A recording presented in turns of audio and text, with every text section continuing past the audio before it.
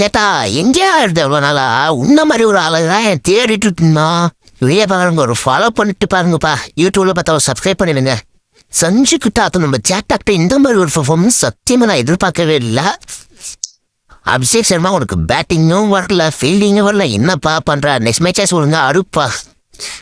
நம்ம சஞ்சு அப்பா சேட்டா கும்பலேஷ், நீ வந்து நான் பெரிய ஃபேனாக மாட்டேன் சேட்டா.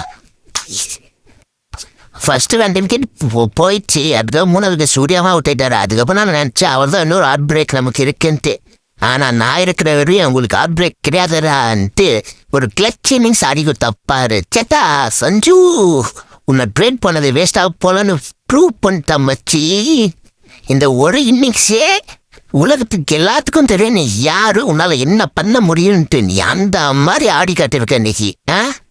இன்னைக்கு தோக்கண்ட மேட்சை ஜெயிச்சு கொடுத்துருக்க தாய்வா.